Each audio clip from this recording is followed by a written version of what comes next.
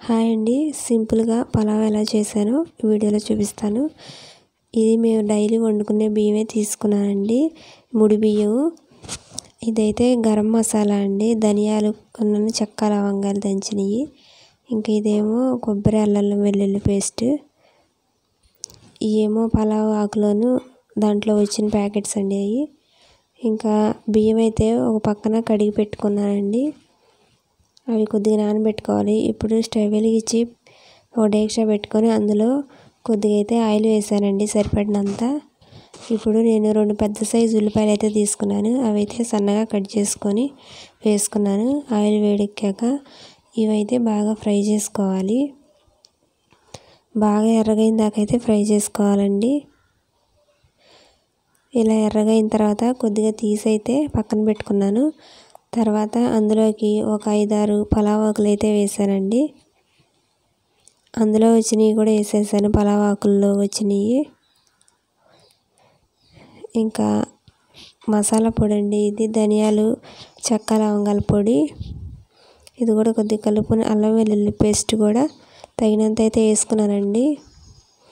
ఇది మొత్తం కలుపుకొని బాగా కలుపుకోవాలి. ఇవి కూడా బాగా పచ్చివాసన పోయేంత వరకు అయితే ఫ్రై చేసుకోవాలండి మొత్తం. ఇప్పుడు పలావ్ ఆకుల్లో వచ్చినవి అన్నీ వేసుకోవాలండి. ప్యాకెట్స్లో గసగసాలను చెక్క లవంగాలు కూడా ఇస్తారు, అవి కూడా వేసుకోవాలండి. ఇదేమో టేస్టింగ్ సాల్ట్. తర్వాత కొద్దిగా ఏమో కొత్తిమీర వేసుకున్నానండి. ఈ మొత్తం కలిసినాక నేనైతే రెండు లోటాలు అయితే బియ్యం తీసుకున్నాను. 2 లోటాల్లోకి నేను 3 లోటాలు నీళ్ళు అయితే వేసుకుంటున్నానండి. ఇందులోకి ఖచ్చితంగా సరిపోతుంది. ఇంకా అవి అందులో కొద్దిగా ఉప్పు వేసుకుంటున్నానండి, గల్లుప్పు. కొద్దిగా పసుపు కూడా వేసుకున్నాను. ఇంకా అందులోకి అయితే ఒక పక్కన చికెన్ కూర అయితే వండుతున్నానండి. ఇవి ఇట్లా తెరిలిన తర్వాత తెరలబెట్టుకోవాలండి, ఇట్లా నీళ్ళు. ఇలా తెరిగిన తర్వాత బియ్యం అన్నీ అయితే నానబెట్టుకున్న బియ్యాన్ని అందులో వేసేసుకోవాలండి మొత్తం.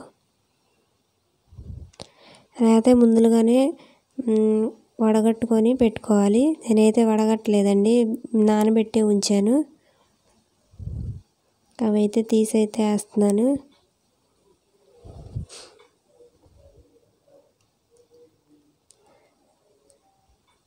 ఇలా బియ్యం అయితే మొత్తం వేసుకోవాలండి ఇందులో.